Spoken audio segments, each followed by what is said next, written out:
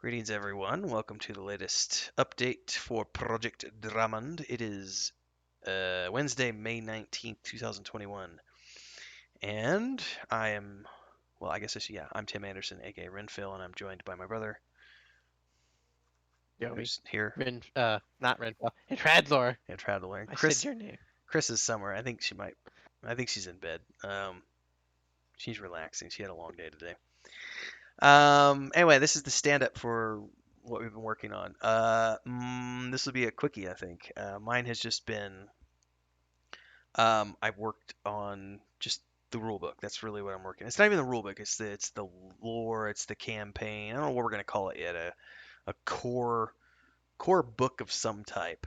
Um, but I've been working on all of the factions, groups, and uh, I'm adding additional classes in now. So, for example, the other day I worked on the hedge mage, and I added in the Raven Syndicate, which is the Thieves Guild. Um, and then I fleshed that one out, but I added the Fuwar Trading Company and another one. Oh, the Seekers. So these are going to be two factions. The trading agency is going to be fun. The Seekers, I had an idea for this I just threw it in there. I was like, the Seekers, I was like, because we haven't actually talked about the pantheon of gods yet or anything like that. And so I thought it would be cool. We could have an agency in the game, a faction they're like archaeologists, but their purpose is to they're seeking evidence of the old gods and they're trying to find out where the gods went.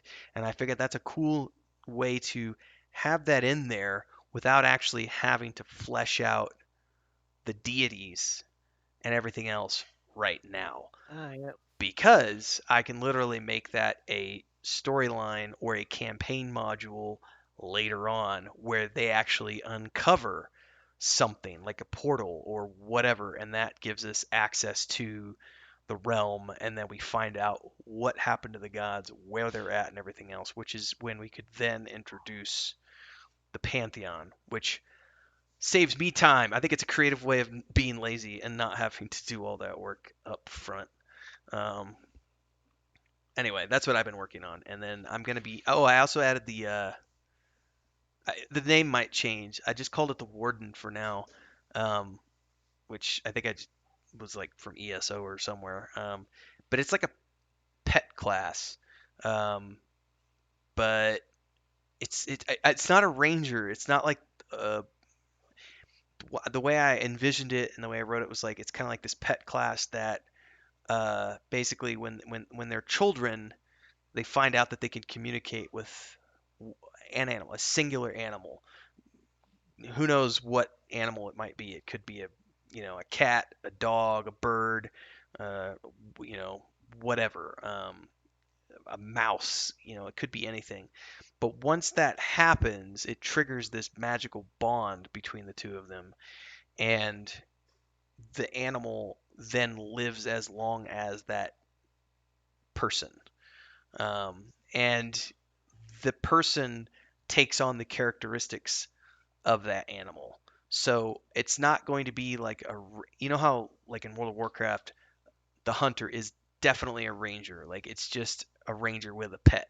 I didn't want this to I didn't want it to be a ranger with a pet. It is a pet class that has an animal companion, but their actual and I'll have to put more thought into how this actually works. And like I might have to limit it to 6 creatures for now, and then if someone wants to customize with their own creature, they can. But I would like to look at it and say like if your animal is a cat, maybe you're sneaky, and so you might be a thief subclass.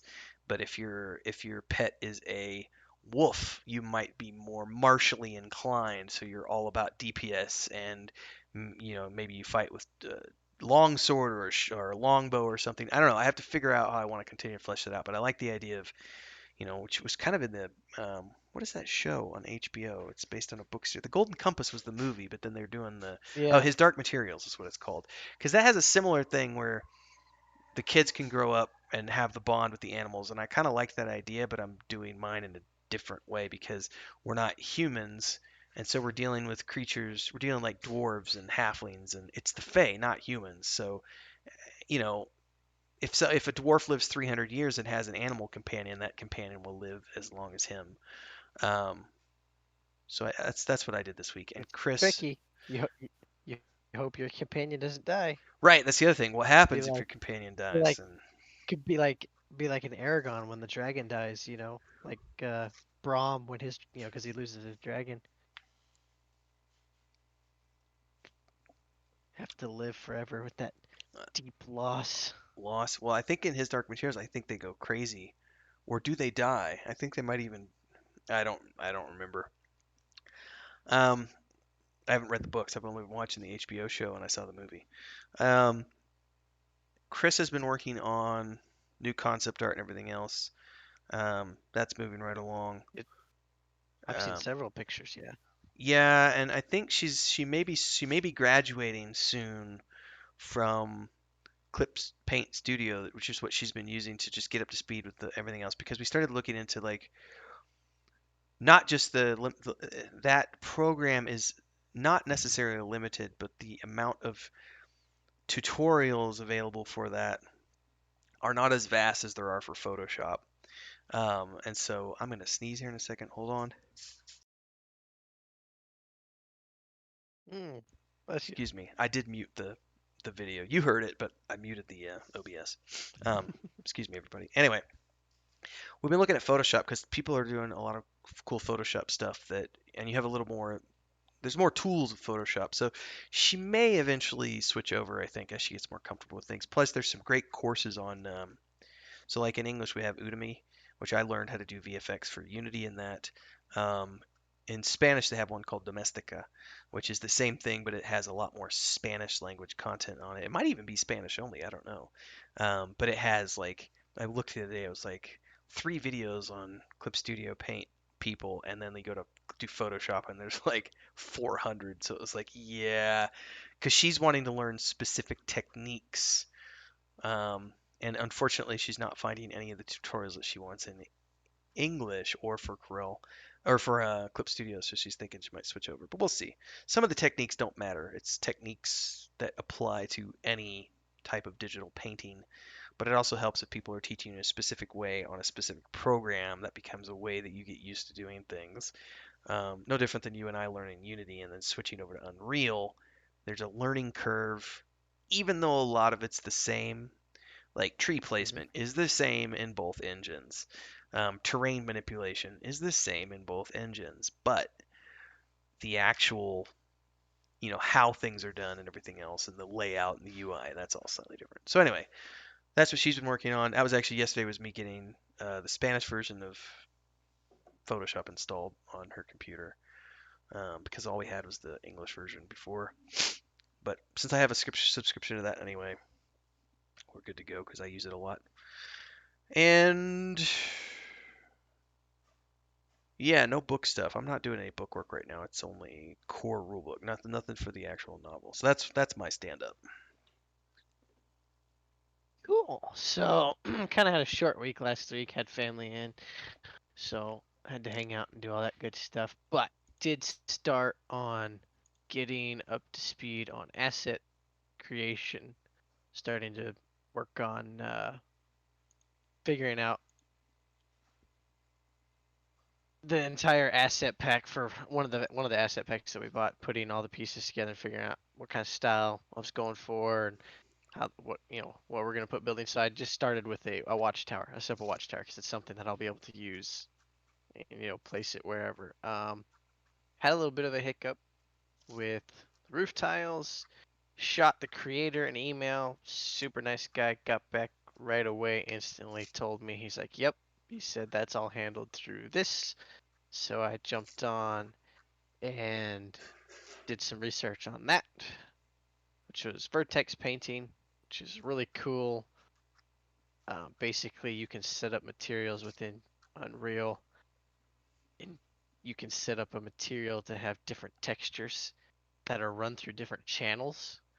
And so then through vertex painting, you can literally paint on your mesh. Depending on what channel you're using to paint with, you're painting a different texture. And so you can paint moss, and that's what was happening. My entire roof tile was moss, and that's why I was like, ah. And so I figured out how to fix that, and I basically have the tower finished now. Few minor details I want to add, some logs, some stuff where there's some gaps, and fill those gaps. But that'll be done, and then I'll just move along and start on one of the bigger buildings, either the bookstore or the general store. Probably save the tavern for last because it's probably going to be the most intricate piece.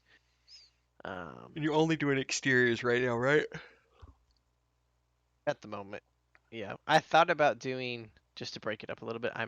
I might do like the bookstore exterior, bookstore interior, but maybe not because once you kind of get in the groove Yeah. of doing one thing, it's kind of easier just to stick with it.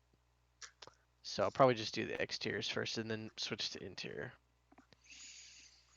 All right. But that'll take some time, but it's moving along, and that tower looks, in my opinion, pretty cool. Oh, So I shared a screenshot teaser of it out on social media on Sunday for the Patreon post. So yeah, it looks pretty badass.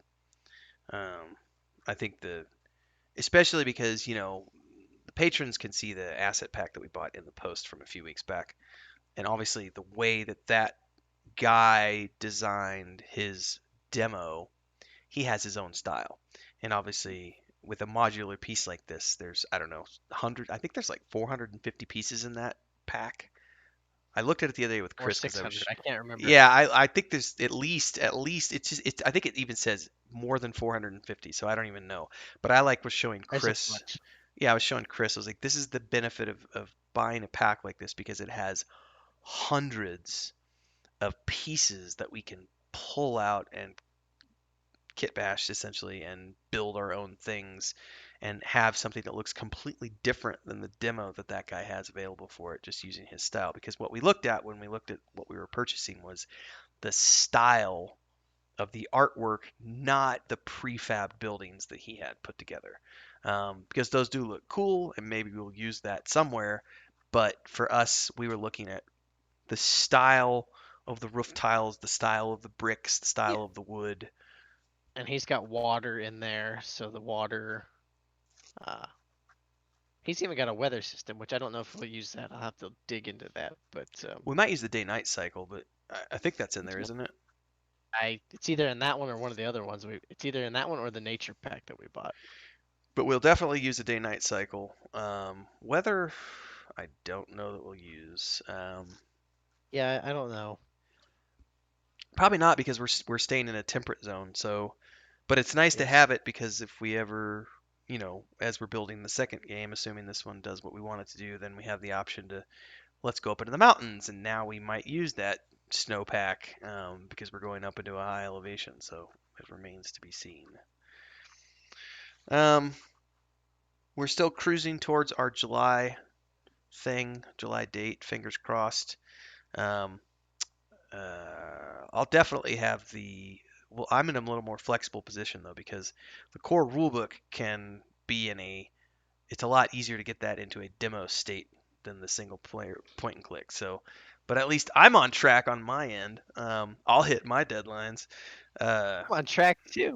but I'm gonna start looking for playtesters soon. I had some interesting conversations with like Nathan Napalm the other day. We stayed up way too late the other night after he recorded the podcast because he came on to do Mondays and MMORPGs, and then we talked about. It. He was like, "Dude, whenever your demos are ready, let me know because I will share that shit out on my YouTube and stuff." So we'll be able Cool. to. I think we'll get some playtesters from his community and stuff, which means to those of you listening into this, if you plan on playtesting, I have a feeling those spots are going to go quick when we do because I'm only going to take 8 people for the playtesting of the I want to campaign. play. Well, you'll just have to set aside a Saturday and stop being a whiny little, I can't, I have work, I gotta go to bed. And then for the demo, I don't know how we're going to make that available yet for the adventure game, but probably it'll be available through Mega. Um, but we will be start Locked behind a $200 pre-order. right. It's the only way to roll. There will be a probably lock it behind a newsletter. So that we can start actually generating a newsletter list. So we'll probably have everybody sign up for newsletter, and then once you're on the newsletter, you'll get a download link, And because we haven't started a newsletter yet, but we haven't needed it because we're not doing marketing yet. We're just doing documentation. But once we have the demo ready, we'll actually be starting to market a little bit more and wanting to update people more regularly. So anyway, we're on track for all that. We're 15 minutes in. We should shut up and move on. Um, so here's where we talk about. Thanks to everybody for your support. Those of you who are already supporting on Patreon, thanks so much. Those of you who haven't yet, what are you waiting for? You can pick up a subscription for as little as $3 a month, which is great. You can buy me a cup of coffee. Don't worry about him. Just buy one for me, and I'll share it with my wife. But you can get involved over on Patreon. Also, don't forget to subscribe to this channel, hit the bell icon so you get updates for all the future content, and help us grow this channel. And of course, if you haven't already done so and you want to know more for all the new subscribers, um, check out the Project Dramond playlist, which has like 40 videos now, I think, of all the things we're working on in this project. So thanks so much. We will see everybody in the next episode.